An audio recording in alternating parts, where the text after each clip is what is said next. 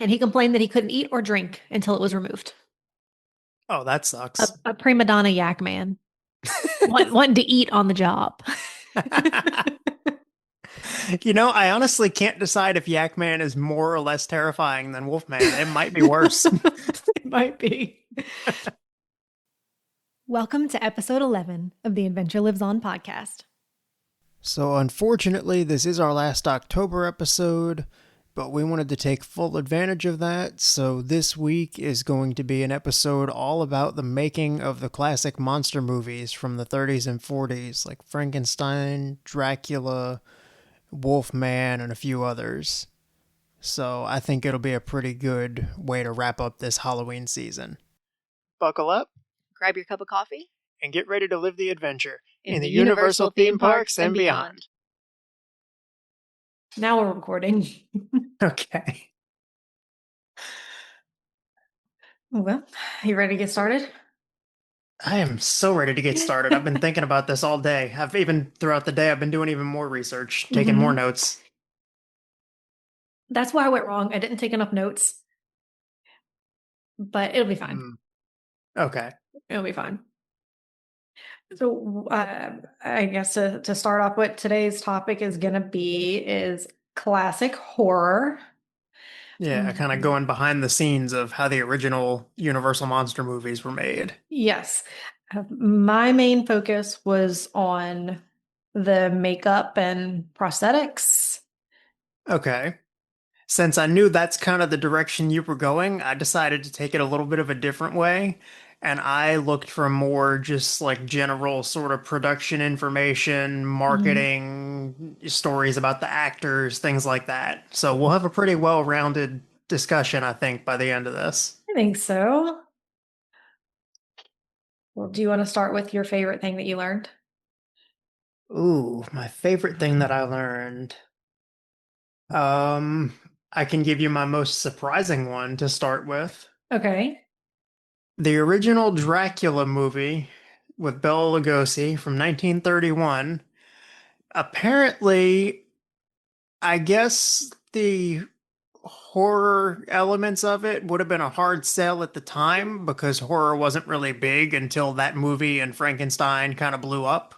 Mhm. So it turns out that Dracula was originally marketed as a romance movie and was released on Valentine's Day 1931.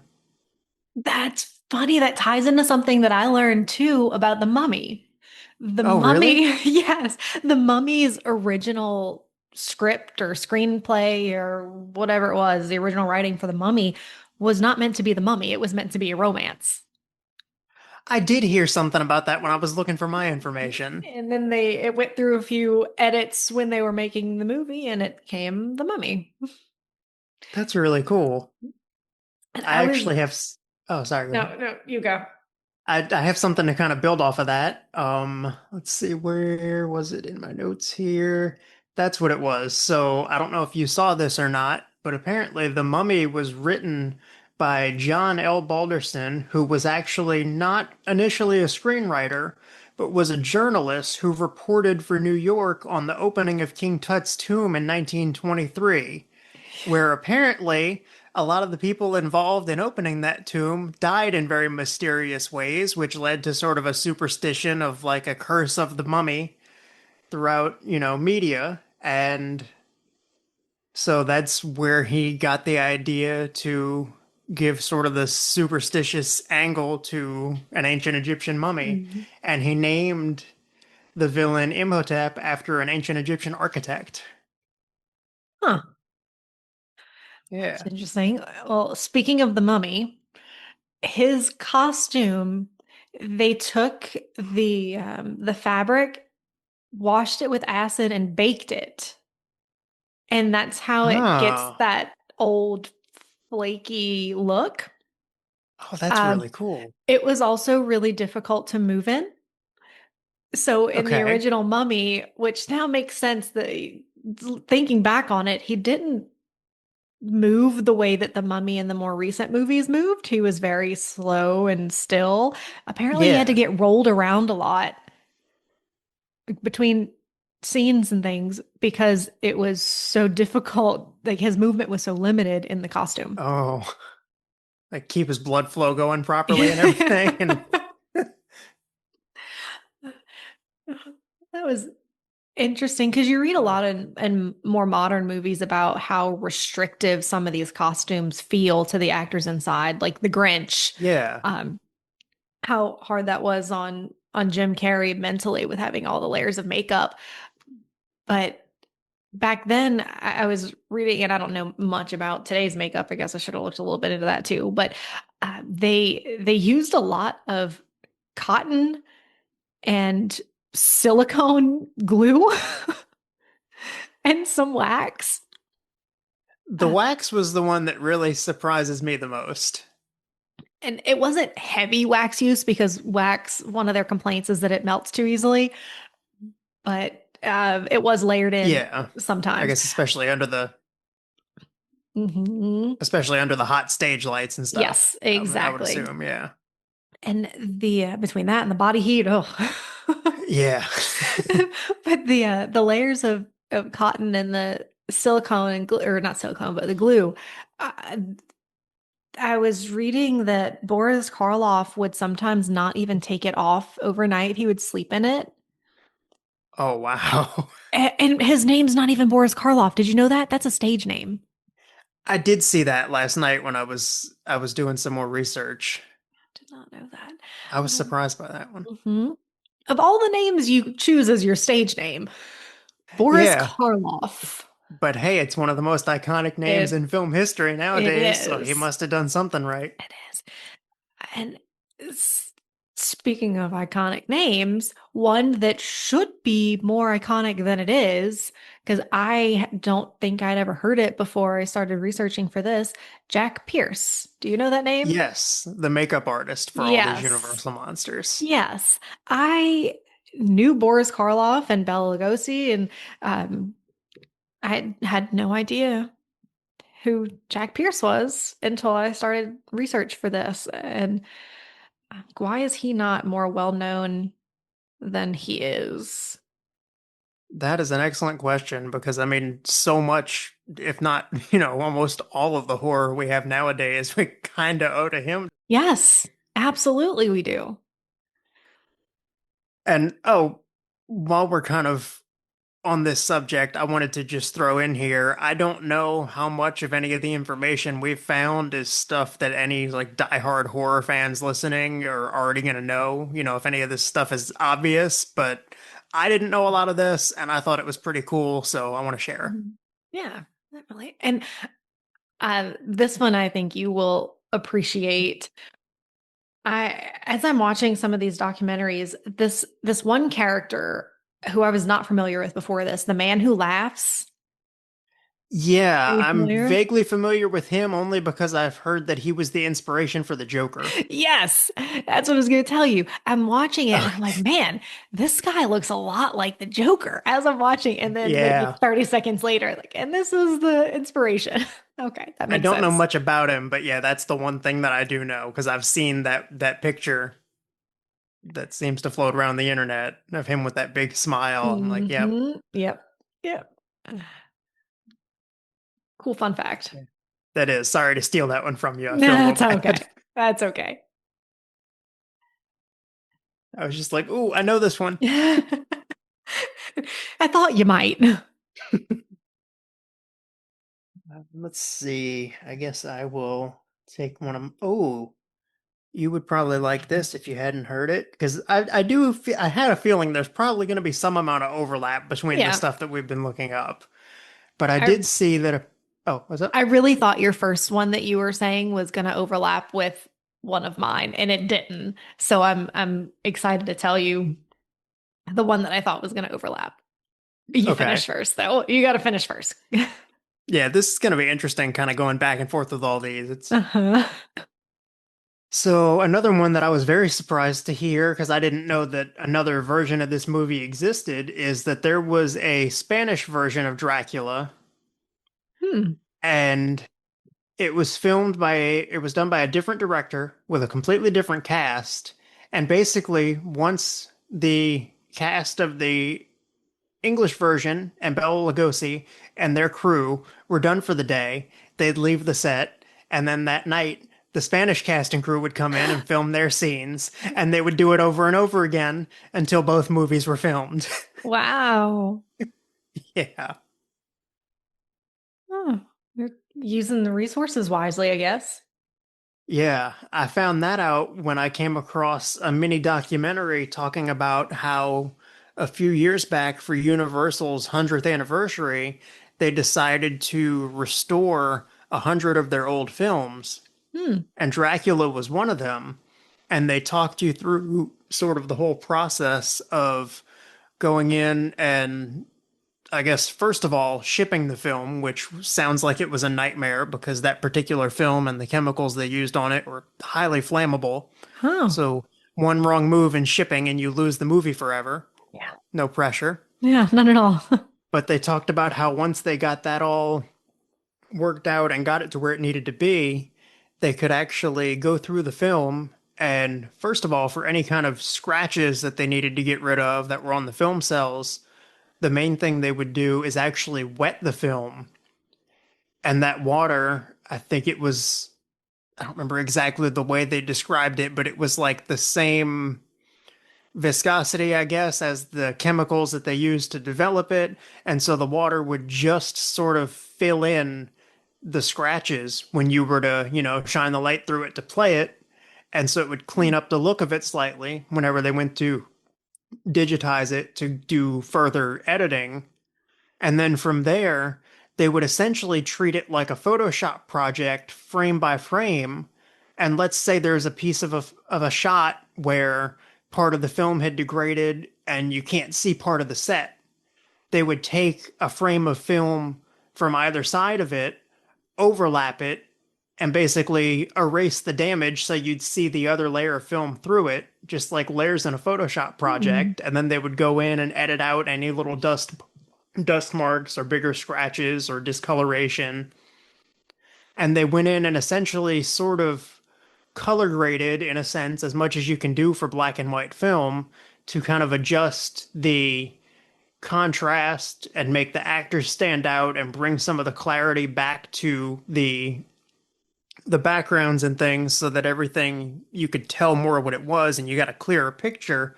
But they made a point, they were saying, to not try to upgrade it or redo it or, put any kind of modern twist on it. They wanted to keep it as true to the director's original vision as possible, just make it so that it's easier to watch and then they can put it out there to more people. Love that. Yeah, it was fascinating to hear how they went about all this. They even talked a little bit about audio editing, and I thought it was funny because it's pretty similar to what I do for our podcast, where they Mhm. basically just removed the sort of like fuzzy, scratchy background noise and then went in and removed any kind of little like, popping sounds from the old audio recording and that sort of thing and just cleaned up what was already there. Hmm. It's pretty cool. I'd like to watch both versions, like side by That, side. yeah, that would be neat to see what exactly they did to kind of Hmm. bring it back to life. Yeah. To continue on the Dracula topic, Okay. did you realize, because I did not, that Bela Lugosi didn't actually wear fangs in that movie? Did he not? That Dracula did not have fangs. I Wow. thought I misheard at first because before they talked a lot about Dracula, they started with Frankenstein, Hmm. obviously, and Yeah. the original. So they started with Frankenstein, and he also played Igor. Yes. And they're talking about how this is the only time Bela Lugosi ever wore fangs. And I thought, well, that doesn't make sense because she played Dracula. And Right. so and, I do some research, and sure enough, it wasn't until later versions of the movie that Dracula had fangs. I never would have thought. Mm-mm. And I could have sworn that I had in my memory original Bela Lugosi Dracula with fangs, but my mind is playing tricks on me, I guess, because it did So are not you happen. saying Was that a thing they added in sequels, or were you saying it was after Bela Lugosi was done playing the character that he had fangs? Like, did Bela ever have fangs as Dracula in the later movies that you saw, or? I don't think so. Nope. Okay. The only time was when he played Igor. Huh. Okay. So that was just not a part of the original Dracula movie myth at all. Nope. That is wild. Isn't it? Isn't it? Igor. Igor had fangs. Igor has fangs and not the vampire. Which I never noticed Igor had fangs either. Me either. I'm gonna have to go back and look for that because I did see Yes. some clips of him recently as I was doing research, but I never noticed his teeth. No, I did not either. Huh. I also heard, while we're on the topic of wild facts about Bela Lugosi, apparently he was only paid $3,500 for the first Dracula movie, which is equivalent to about $60,000 today. Wow. Yeah, it wasn't a hit until it was a hit. Mm-hmm. After that, of course, they started making tons of money, and Mm-hmm. I'm sure he got paid more, for the sequels, but I hope so. I would definitely hope so. Hmm. The oh, I don't know. So, do you want to stay on Dracula or do you want to move to someone else? Maybe we should go by movie. Um, I was thinking about that too. I was going to suggest that because I'm pretty much getting out of my Dracula facts. I've got a lot of Frankenstein here if you want to move on to that, or do you have Okay, more yeah. Dracula? I have one more Dracula, and Okay. that is that his eyes, how they're kind of glowy, piercy. Hmm. They did that by shining a spotlight on his eyes. And they used Oh, cutouts on the spotlight to make little circles that they could shine whoa. right into his eyeballs. So they made super tiny, really focused spotlights basically Yes. to shine directly into his eyeballs. Yes. Oh, that's really funny. That Like, sounds awful. All of these, like, as I learn more and more about what these guys did in these original movies, oh my goodness. yeah, I tried not to research too much of the makeup stuff because I knew that's what you were coming into this with. But yeah, any little bits that I did hear, I was thinking that sounds like you said, that sounds even rougher than what people today go through Hmm. because they really were just scraping by with whatever they could do to pull these things off. Yeah. And they couldn't even take off the dang makeup half the time because it's so Yeah. glued to their skin. Could you imagine going to sleep, forgetting you had on like a full face of Frankenstein, and then And then waking you up and wake looking in up the and looking, mirror? yes. Hey, it could be worse. You could go to sleep as the Invisible Man and wake up and try to look in the mirror. Yeah, that's a good one. So, Frankenstein? Sure. My first thing that I have here that I never knew, because I guess I should say I've never actually sat through any of the Universal Monster movies start to finish. Really? No, and the more I research them, the more I really want to. Like, I've always thought they would be kind of cool to see because they're a part of history, but I wasn't incredibly interested in them. But the more I learn, I'm like, okay, I need to see all of these now. Hmm. So I did not know this because I've never seen Frankenstein. I've only seen pieces of it and, obviously pictures online and things. Hmm. But apparently, to keep a sort of sense of mystery around the monster and suspend people's disbelief, I didn't realize he wasn't actually credited. Boris Karloff wasn't credited at the beginning of the film. In the opening credits, with all the actors listed, Oh. the monster, in place of Boris Karloff's name, just had a question mark. Hmm.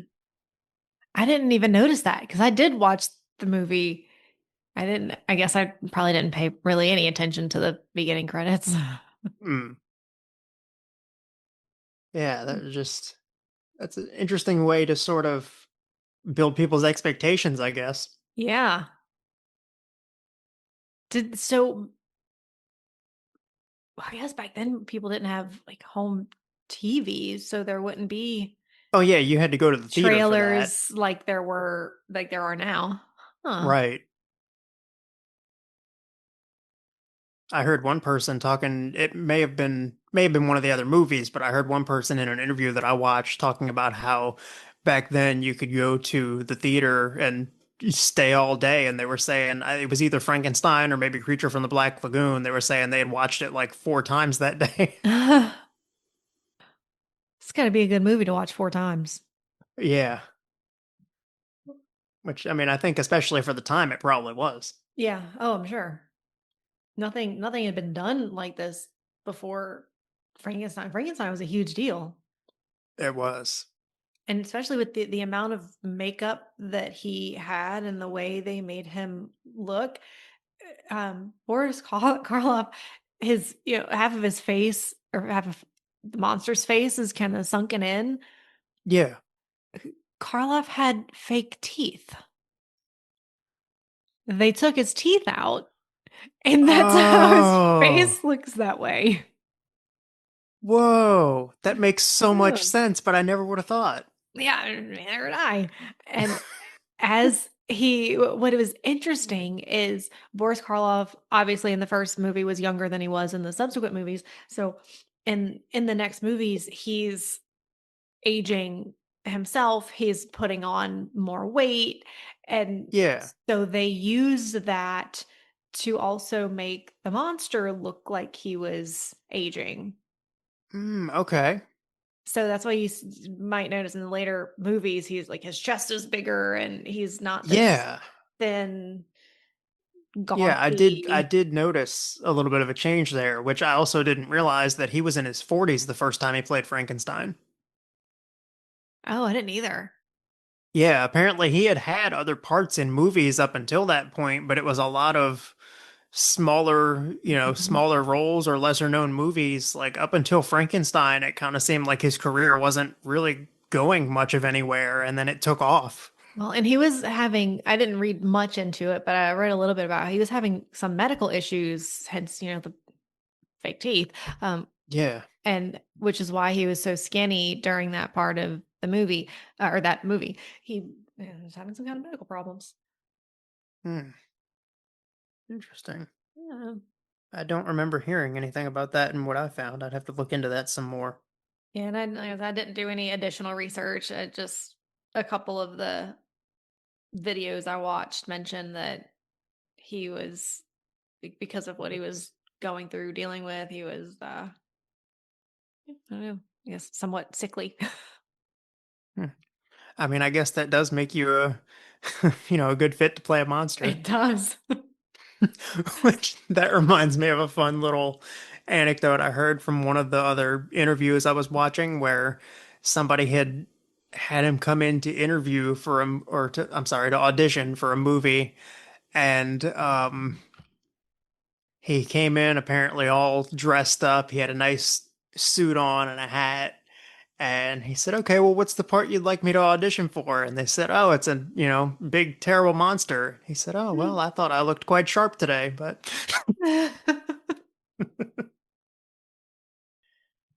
I also saw that in the scene where Dr. Frankenstein is bringing the monster to life, it's pretty widely known by now that electricity is a big part of that. Every adaptation, there's the lightning storm and, all the machines sparking and flickering and switches and dials and things.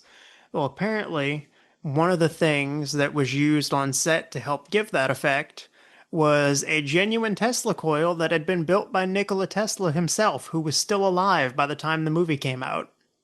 That's cool. Yeah, apparently the movie came out in 1931. Nikola Tesla was alive till 1943. Wow. Yeah, It's crazy how recent all of that is.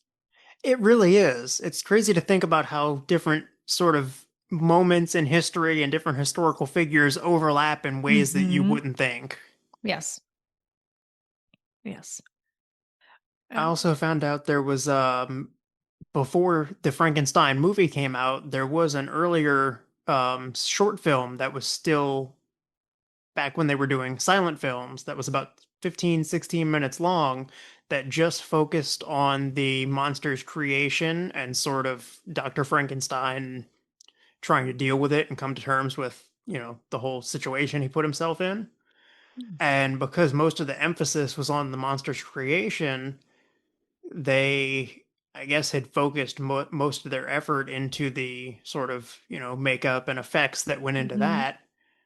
And the way they achieved the effect of the monster being brought to life was through burning a dummy basically down to the skeleton and then playing that footage in reverse. So it was like you see a skeleton with this figure Um, growing around it. It's incredible to see that is for creepy. probably 1920s or so.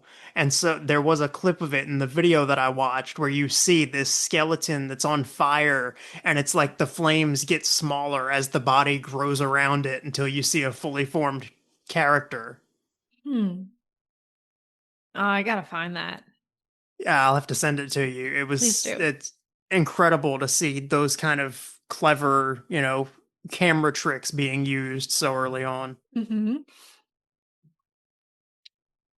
Wow. Imagine what those guys would do today with the Yeah. CGI and the different kinds of effects. Even just the advances in practical effects Hmm. compared to what they had back then. What they were able to create with the resources they have is or had was is just mind blowing. It really is. I mean, that's stuff that you've been researching the past few days. That's why I love movies.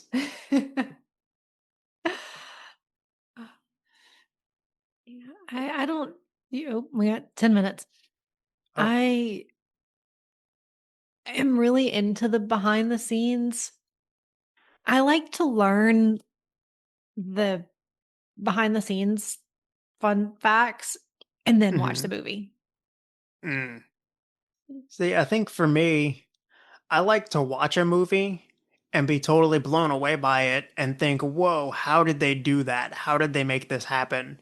And then go watch Mhm. all the behind the scenes and then watch it again with a totally new appreciation for how it all came together. Okay. I'll skip step one. I want to I want to appreciate it while I watch it. Yeah, And I like being able to see it for what they wanted it to be without having all the extra stuff in my head first sometimes. I yep, think maybe it depends on the movie, but I can understand that. either way, it's incredible. It is. It is. And I was I learned about when Jack Pierce was doing the makeup for Boris Karloff on the Frankenstein movie. I don't know if it was the other movies too or if it was just Frankenstein, but he wore a white what looked like a lab coat Okay. and they said it helped him feel more immersed in the project, like he was a scientist working Like on the he was the monster. doctor bringing the monster to Yes. life. Yes. That's cool. Oh, yeah, like that was pretty interesting. And he's the one that came up with, and I don't think I ever even read Frankenstein in high school. Um, Maybe I did. I probably just read the I Cliff don't Notes. think I did. But the book, the way the monster looks isn't taken straight from the book. A lot of that was stuff that Jack Pierce just came up with on his own, like the flat head that Frankenstein has or the monster has. Hmm.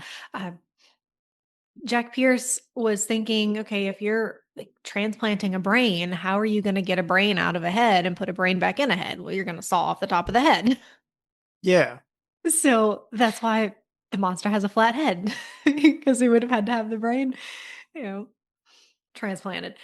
And Okay. the bolts are not actually bolts. I forget what they called them. I might have it here in my few little notes that I have. Uh, I don't know. I forget, but they specifically said that they are not bolts.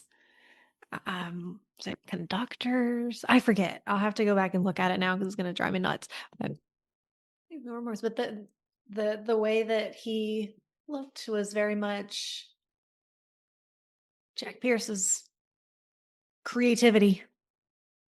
That's really cool. Mhm. So, I mean, even as early as the 1930s, they were taking books and, Mhm. tweaking them for their own adaptations for movies. Yes. Yes, and I started learning a little bit about the Bride of Frankenstein. I didn't I get did a too little bit as well. far, but really the only thing I got from that one is they wanted her to look similar to an Egyptian pharaoh, Okay, is that why which she had such tall hair? Was that kind of the yes, silhouette? yes, and that and I didn't get to why her stitches were where they were, kind of at the base of her chin where it meets her Like her neck. jawline? Yeah, jawline. I didn't get to the reason behind that, but I did listen in the video. They were saying that they were very intentional about making sure to get shots from below that would very clearly show her stitches, how she was put together. Huh. Yeah, I'd like to do more research into that, I think, because Mhm. that I'm curious now. We're going to have Wonder to why that watch all is. these movies and do more research and do a part two. Definitely do a part two after we've seen them all. Yes. Yeah, I had a couple things about The Bride, or at least that movie. For one thing, I didn't realize that that movie was the first time that any of the Universal monsters that basically were assumed or confirmed to be dead at the end of their movie returned to life so they could make a sequel. And we're like, no, actually, just kidding. They didn't die. Because, obviously the monster in Frankenstein would have died in the windmill when it was Hmm. burning down. And that's why they went out of their way to change his look in the second movie to kind of signify that, which is why his clothes look charred. The clamps that hold his head closed are more exposed, as if some of the skin has been burned away, and his fingers are even sort of melted together. Hmm, So I thought that clever. was cool that they were like, okay, if we're gonna bring him back from the dead, we can also, we have to at least visually explain how he made it out of there or acknowledge the fact that he was in a burning windmill. Yes. I also found out that contrary to most depictions, unfortunately, including Epic Universe, Oh no. a lot of people see pretty much all these monsters outside of maybe Frankenstein's monster and the creature from the Black Lagoon, because we know that, they were sort of a pale greenish color. People typically see these monsters and they think black and white. The Bride of Frankenstein is not an all black and white character. Her hair isn't black at all. I didn't realize she's actually a redhead with a white streak running through her hair. She had a red wig on set. You know what? That makes sense because I've seen merchandise over in Universal with the classic monsters and her hair's red. And I thought it was just for some kind of pop culture kind of, Like it was just like a stylization thing. yeah, that's it. Nope, the black and white is the stylized look. It's actually Hmm. red, which I'm amazed that Dark Universe wouldn't have given her the red hair. Hmm. Yeah, you and me both. As faithful as they tried to be to so many of those classic movies and Yeah. all the little details they had there. On a similar but kind of unrelated note, the Adams family. Have you seen pictures of the actual set of the Adams family? How bright and colorful the house actually was. Yes. The pink, the bright Yes. pink and I red. know. That's one of my favorite little details Hmm. of old school TV is like you Yeah. would never have thought. And of course, in the movies in the 90s with, Angelica Houston, Raul Julia, it's all dark and creepy and gothic, but Hmm. I love it that they're this, dark, creepy, weird family, but they've got bright, colorful, pink living room. I wonder if that affected their ability to get into character at all. I don't know because to me that juxtaposition is kind of like part of the point of them as characters, right? Well, yeah, yeah, I guess you're right. Like that's exactly why it works because you wouldn't expect that from them. Yeah, I guess you're right. That's why I'm not an actor. Fully And immerse me or that's I can't. and this is why I spend too much time thinking about these things. We have 1 minute. Oh no. Okay, I guess we'll have to get into Wolfman and Black Lagoon in the next recording. And I didn't do much on Creature from the Black Lagoon. I really didn't read or watch anything on Okay. him. I have a little bit. Let me go ahead and set up my recording. But I do have a little bit for Phantom of the Opera. Okay. There you are. I'm here. We are here. We are Okay. here. We are here.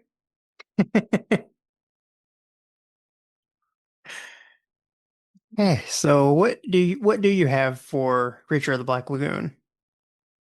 Let Or me from the Black Lagoon, should I say? see. I lost my place on my little document. Um, the costume was made of foam rubber and was glued directly onto the guy's skin. Okay. I heard one of the guys in an interview saying that there was a wetsuit in between the foam and his skin, but maybe that was not always the case. Well, there were also two different actors. One of them did the wet scenes, the other did the dry scenes. So the wetsuit actor Oh. probably did get it glued onto the wetsuit. And then maybe the actor who played him on land got it glued directly to himself. Uh-huh. Whew, okay, full on like Doug Jones kind of situation here. And the underwater guy, not really makeup related, but had to hold his breath for several minutes at a time underwater to avoid bubbles. Oh, right, because he has gills, so he shouldn't have bubbles coming from his mouth. Mm-hmm. Okay, well, that's nice and terrifying being buried under, how many pounds of makeup. And filming in the water in Florida. Oh, thank you. Oh, the other fun thing about the costume that I did find is one of the actors, I'm assuming it would be the one who was playing the creature on land, said that he was asking the director about how he wanted him to play it. And he basically said, as long as you're not going up there and, clambering around, making him look like a cartoon character and making it look goofy and unbelievable, we're fine. He should be, he's at home in the water. He should kind of glide across the land. We don't want him walking around like a normal person. He's not built Mhm. for that.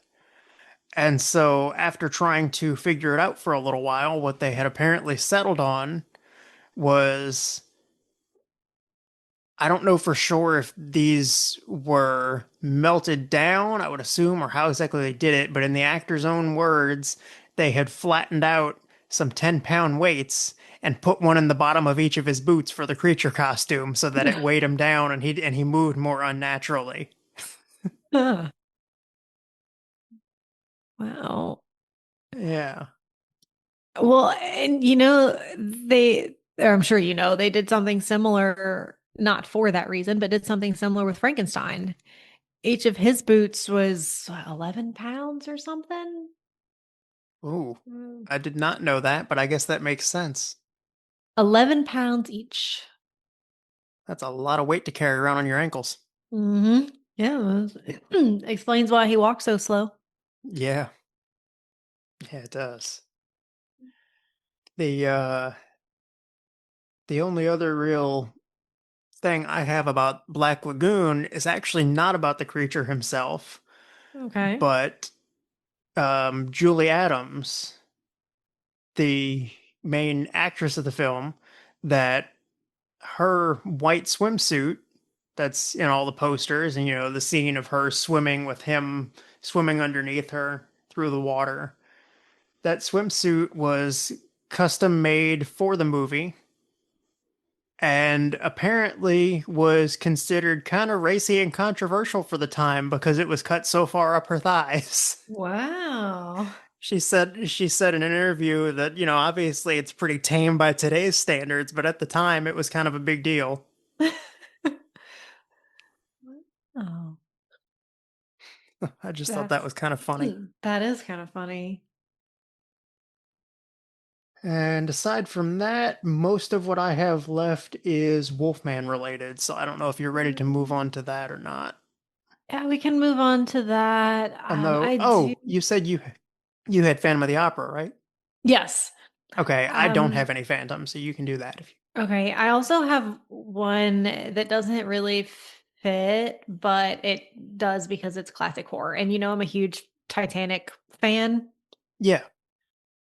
Gloria Stewart, who plays Old Rose, Okay. played in The Invisible Man. Did she? She did. Okay, who did she play? Mhm. Now I don't know the characters' names, but I'll read it to you. Flora Cranley, Dr. Jack Griffin's fiance. Okay. I have never seen The Invisible Man, so I don't know who any of these people are. But she came up on one of the videos I was watching. They were interviewing her, and she's like, "Yeah, I liked horror movies." And the person right after her is like, "Horror movies are awful."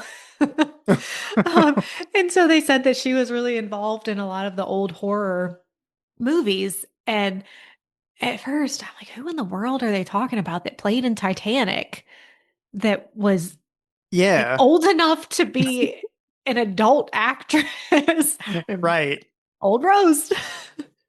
That's really cool. So now I'm gonna have to watch that movie.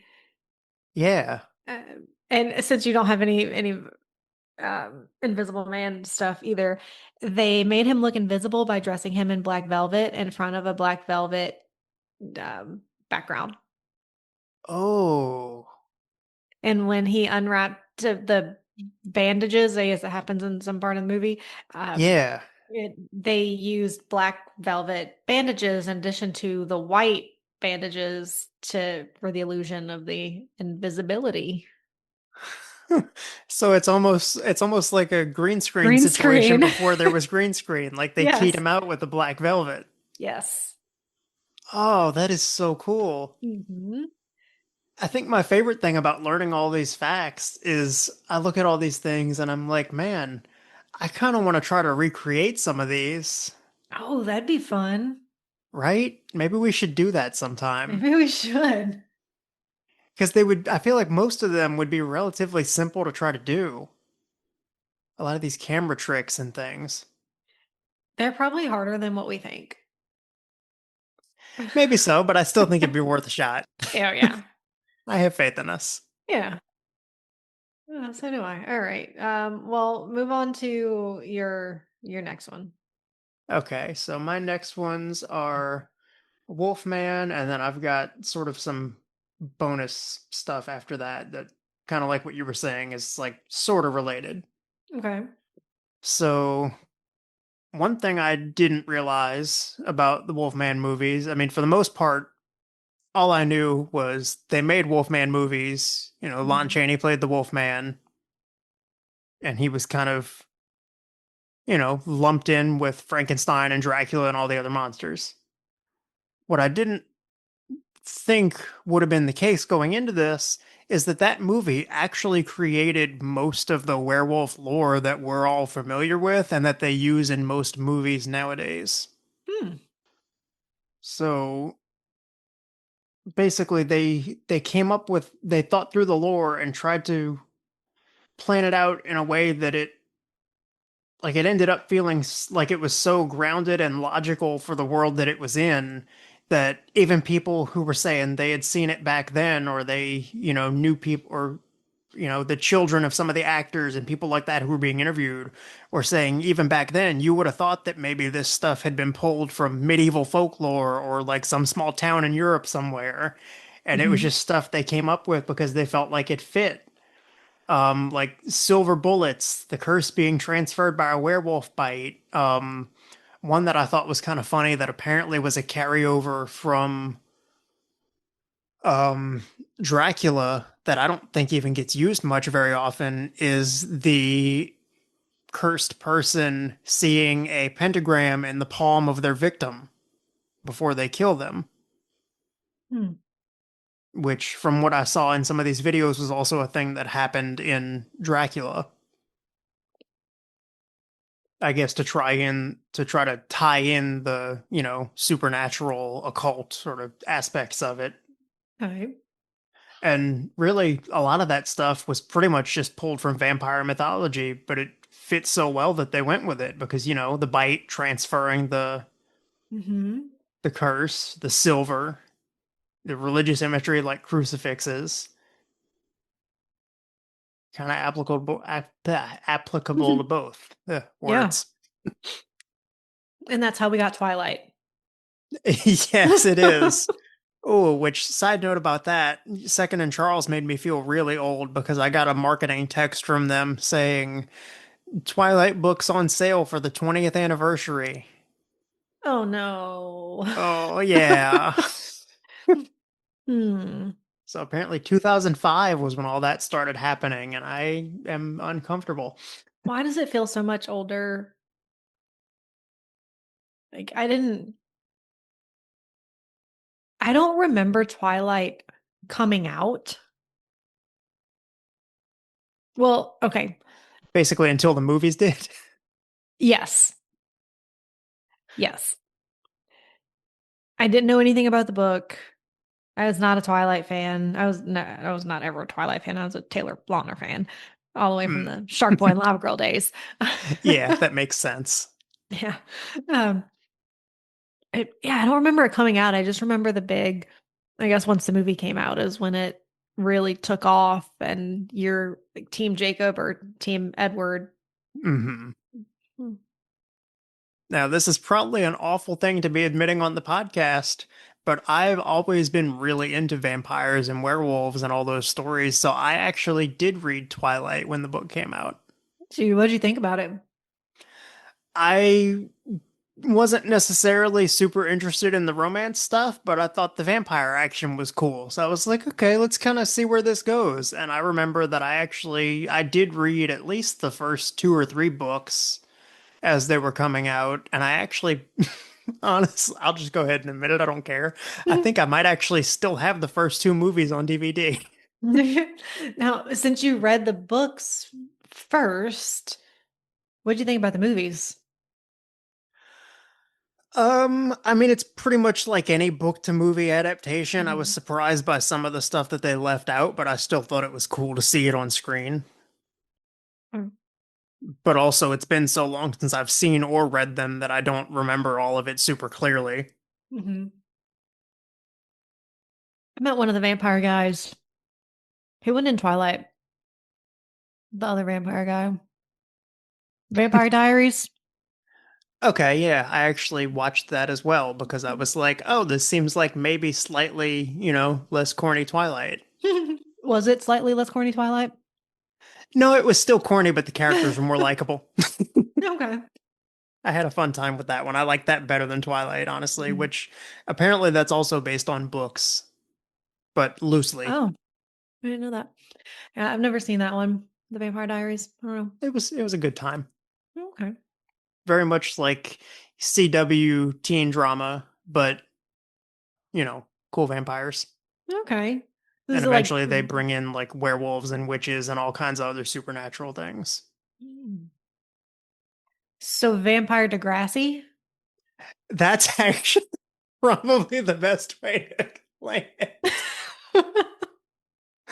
Oh man, you kind of hit the nail on the head there, and it makes me a little sad. Maybe I do have to watch it then. I think you should. I think you should at least Mm. give it a try, which I don't know if you remember hearing about that show, The Originals, that takes place in New Orleans. Oh, I didn't That's realize that's like where it a took place. Yeah, that's like a prequel spin-off sort of thing to Vampire Diaries. That's about sort of the Oh, oldest vampires within that lore. okay.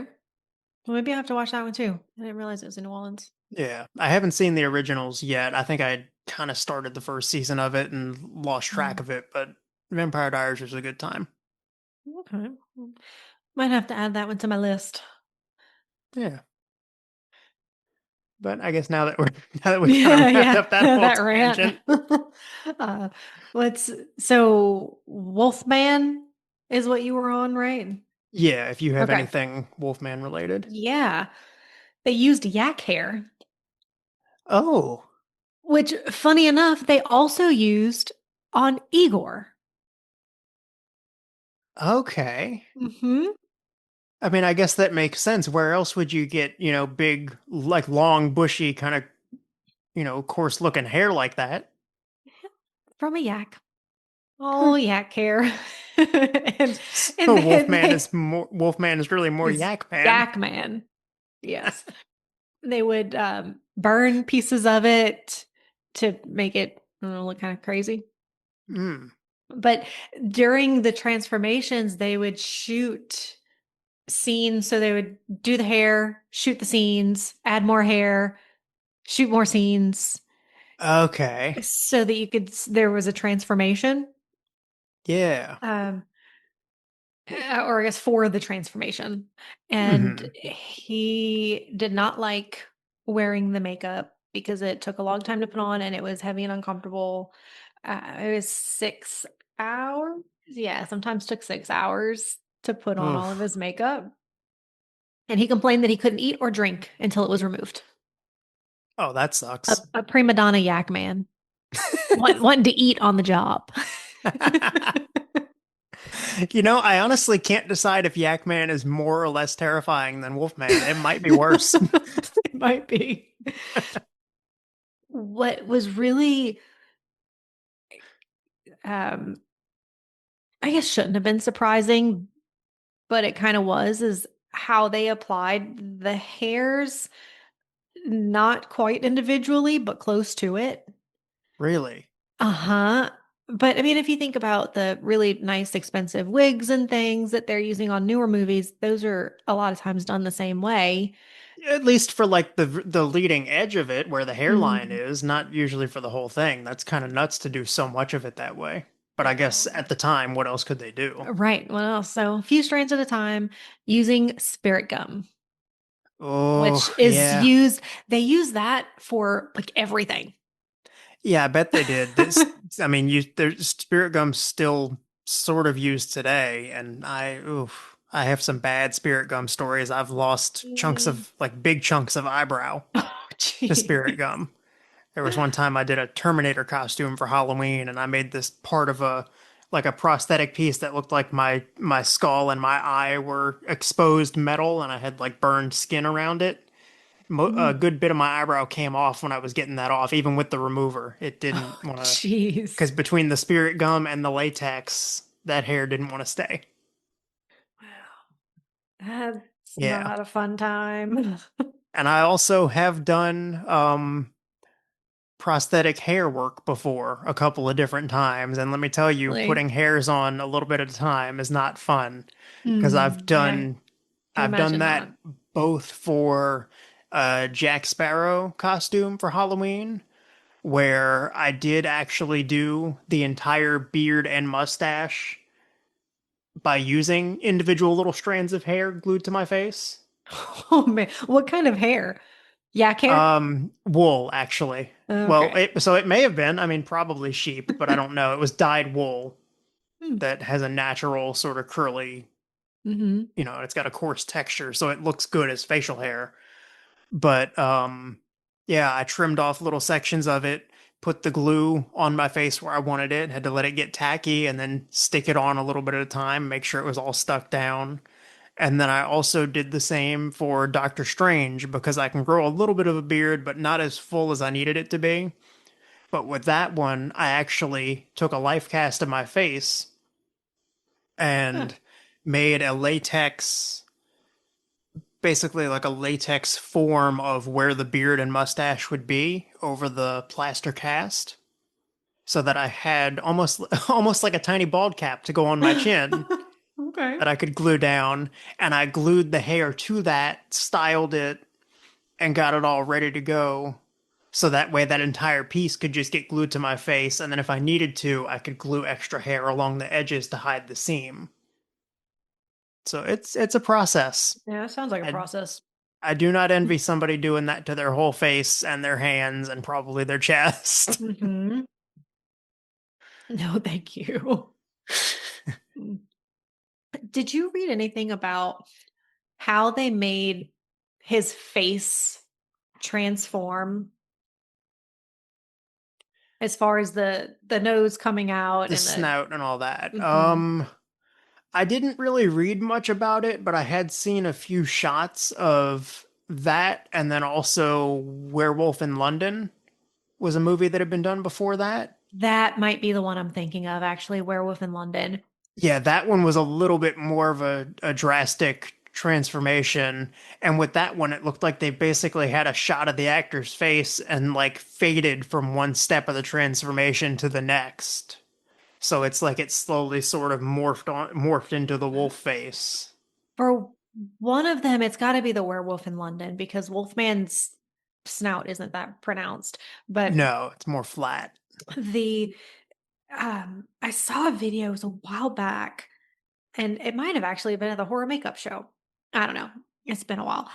But there was a mask or a fake face that was made Hmm. of the wolf, and there was a mechanism they had in it that would stretch the nose out. Okay. And that I thought was what they used to film that. But I didn't go and do any extra research on that for this. I just am I vaguely remembering seeing a video about it at some point.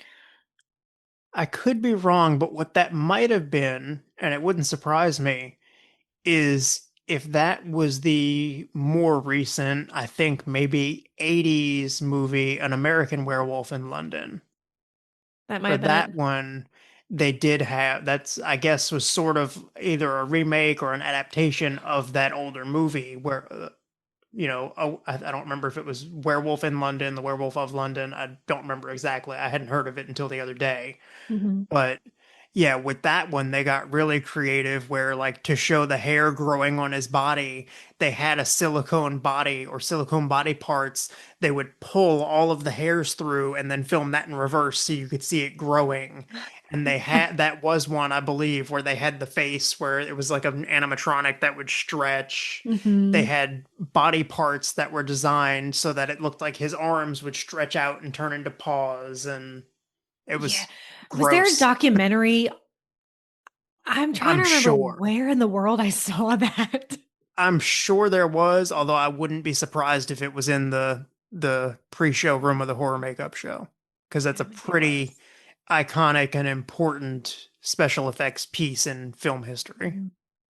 as far as, makeup stuff goes. Yeah. My last piece of fun makeup costume stuff for Wolfman is that he did not wear any fake upper teeth, but he did wear fake lower teeth. So it would give the illusion of an underbite. Okay. Hmm. Just like Karloff, I'm like, huh, hadn't thought about it, but it makes perfect sense. And I'm more surprised that I hadn't noticed any of this, considering I make dentures for a living. Yeah, right. I'm a little disappointed in myself for not catching either of those things as I watched footage of all these people the last few Mm. days.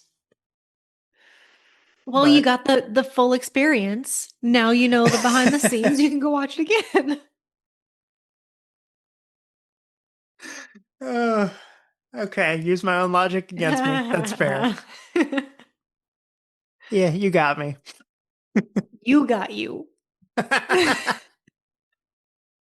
Well, I look forward to going back and watching these documentaries again and finally watching the movies. Yes. Um, my last piece of Wolfman information, I was really excited to tell you about this one because it just cracked me up. Mhm. that so like most of the monsters, the Wolfman, spoiler alert from a movie from the 1930s, the Wolfman does die at the end of the movie, but the writer of the Wolfman movies, Kurt Sidomak, I believe is how you say his last name, he eventually said that he pitched the idea of another Wolfman movie to the studio, knowing that the Wolfman had died, but he basically said, oh, but, what if he didn't? Frankenstein's coming back. Why don't we just keep doing it? That made a lot of money. Let's do another one. And he said in an interview after the fact, what kind of led him to this, the whole reason in the first place that he decided let's pitch another Wolfman movie is because he thought, well, the first one made money. If I do that, if I pitch another one, make more money, I can buy myself a car. Which I thought was funny in itself. But then you Yes. think back to the time period, we're talking about Hmm. 1930s. Cars are relatively new, and you're talking about during the Depression. Yeah. Yeah. Wolfman came out in 1941. So yeah, that Oh, was, that's true, 41, so that one was a little later. But but even still. so, yeah, even so, I just thought that was really funny. That's kind of Hmm. like one of the earliest instances of let's bring back this movie as a cash grab. Yep. Wow. All right. What else do you have? I know you had at least a couple things that I don't have. Like I don't have any Phantom of the Um, Opera. yeah, Phantom of the Opera, I think, is the only, let me see, just a general thing. Grease paint. I kept seeing grease paint come up all the time. They use it for all kinds of stuff on their faces. Hmm. Okay. um, but Phantom of the Opera, I mentioned, I don't know if it was last time we recorded or just last time I talked to you about the uh like using wires and things to hold the nose up. I think I said Dracula. Yeah, you did. It was not You meant Dracula. Phantom of the I Opera. meant Phantom of the Okay. Opera. I don't know what my head was doing, but Phantom of the I was Opera. a I was a little confused when you said that because I was trying to think back and I was like, was Dracula's nose really upturned? I don't remember. No, and I was thinking about it even later that day, and like, that wasn't Dracula. What am I saying? It was very obviously not Dracula, this crazy looking person. Something about the way you said that, and I guess this kind of ties in, just makes me think of that SpongeBob episode with the lights flickering on and off and the Krusty Krab, like looking back on it, going, Nosferatu. Let's see. In Phantom of the Opera. So he did his own makeup. Oh, wow. Hmm. And used putty, wax, and cotton, layered and layered and layered to get the look he wanted. Um, he also used wire to pull his nose up, and it was very uncomfortable. I bet it was. Yes. And that is something that I originally learned about at horror makeup show in the waiting area. Okay. There's a whole little display about Yeah, him man. and his nose wires. I really need to check that out next time we go. I would love to see the nose wires. um, and that really is the big thing I had for Phantom of the Opera is that he's using cotton and wax, which a lot of them use cotton. Cotton was huge with building up the stuff on the face. Wax Yeah, wasn't used which as much as Phantom of the Opera. Mummy used wax on the face for the mhm. cracking when they did the Okay, that's how close-ups. that's how they did that. I was Yeah. wondering. That's on the close-ups for the cracking, and Uh, that's all I had really for Phantom of the Opera. And Phantom of the Opera, which I didn't realize came before all the others. okay. That was in the 20s. Hmm. Whereas And Frankenstein then wasn't until 31. yeah, which I think Dracula even came a few months before Frankenstein, if I remember. know if I have the year. I mean Because the like I month. said, Dracula was February of 31, Valentine's Day. Yeah, I'm so pretty then it had to have sure. come before Yeah, because I think Dracula Frankenstein. was the first one that they were kind of testing out the idea of a horror movie like that, which, like I said, they marketed it as romance, I guess, because they weren't Hmm. sure. But then once that did well, and then Frankenstein took off, I think that was when they were like, okay, we've got to keep going with this monster thing because people like it. Yeah, they do.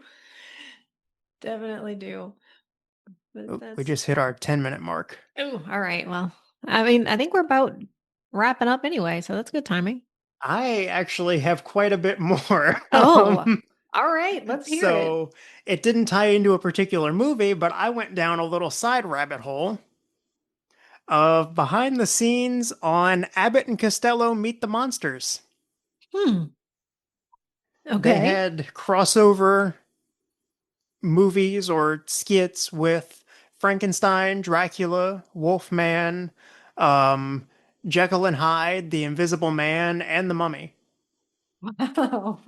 Yeah, and that's if I'm remembering them all. Wow. Okay. Yeah, and So what'd you learn? I just thought it was an interesting thing that that was a crossover that had happened. It Hmm. almost reminded me of when I was a kid watching things like, Scooby Doo meets Batman and those sort Uh-huh. of. That's kind of what I related it to. And so I started looking into it more and more. I'm like, wow, this is really interesting the way this all went, how everybody kind of came back and reprised their roles. And some people ended up playing different characters than what they had played before for one reason or another. And it was cool. So Bela Lugosi and Lon Chaney came back for that as Dracula and Wolfman. Frankenstein, I did not get into why it wasn't Boris Karloff, but Frankenstein was played by Glenn Strange this time around. Well, he played in a couple of movies, a Okay. couple of the Frankensteins, the later ones. Okay. I hadn't looked too much into the later ones. It was mostly Bride and the first one that I was looking Hmm. at when I was doing my research. So, okay. So he has some basis in playing that Yeah, character. wasn't completely random. Yeah. Okay. So Glenn Strange played Frankenstein, and the interview that I saw, I was surprised they had it was I remember, yeah, Lou Costello's daughter was interviewed and talking about what she had heard of when those things were made and remembering watching them as a kid because I think she said when Abbott and Costello Meet Frankenstein was being filmed, she was about a year old. Hmm. And as a matter of fact, she said she heard from her sister that her mom brought her to the set when she was only about a year old. And apparently, Glenn Strange loved kids. He was really good with kids, and Hmm. he was excited to go meet her. And he was in his full Frankenstein makeup and outfit. And he said he saw her. He went to go say hi, started moving toward her. And according to her older sister, she said she just took one look at him and screamed bloody murder and had to be hurried off the set. Oh, poor kid. And she said she didn't remember it, so, it couldn't have been too bad, but Uh, Fun fact about Glenn Strange is before he was an actor, he was a rodeo performer. oh, interesting. Uh-huh. Huh. But he was coached by Karloff, and he played in House of Dracula, House of Frankenstein, and Abbott and Costello. Okay. So he played him a few times. Hmm. Hmm. Oh, speaking of Dracula in these, I had heard some people saying that Bela Lugosi took his work and especially the scenes he was in really seriously and didn't appreciate the sort of goofy energy that was on set, especially while he was working. But apparently, whenever he wasn't working, when it wasn't his turn, he said he loved watching everybody, you know, crack up and get into trouble and do all the things they were doing. Because another thing that Lou's daughter had said is that Abbott and Costello were used to acting on stage for crowds and, they kept the energy up. And if they were doing comedy, they just kept it going. And they had a harder time with the, stop and start of filmmaking. And so they would always mess around in between takes to try to keep the energy up and keep the comedy going. Hmm. And people were being sprayed with seltzer water. They were having pies thrown in each other's faces off camera. And they even hired a professional clown, Bobby Barber, as basically like a court jester for the set to keep everybody laughing and keep the energy going. That's pretty neat. Isn't it? Yeah. And so, with Bela Lugosi being as strict as he was, I heard people saying that even though he took his work very seriously, whenever he wasn't working, he was all in for watching other people get pies thrown in their faces as long as it wasn't him. He thought it You're was right. great. And in one of the interviews I heard, one of the guys was talking about how he had talked to Glenn Strange, who was telling him about how dedicated Bela Lugosi was to his work and how no nonsense he was. And he was joking about how it was really funny to hear Glenn Strange in his southern accent try to mimic Bela Lugosi. Say, telling him, he said Glenn Strange was cutting up on set at one point. He said Bela Lugosi turned to him, totally deadpan, and was like, "We should not be kidding when we are working." It was like, okay, whatever Glenn did, he didn't like it very much. No, apparently not. He had to have taken his role seriously to be buried in his costume. That is true. I forgot that was a thing that I had heard before. I don't know how true it is, but I've heard the rumor. Yeah. I mean, it fits for everything I've heard so far. It Yeah. makes sense. Another thing I thought was really funny is that Lou Costello's daughter was saying her favorite moment from one of those crossovers they did was Abbott and Costello Meet the Wolfman. There was a masquerade party where Lon Chaney had taken off a Wolfman mask and he was underneath it, and he was trying to explain to them, no, you two are in danger. I'm a monster. He says, when the moon is full, I turn into a wolf. And Lou Costello looks at him and says, "Oh yeah, you and about 20 million other guys." And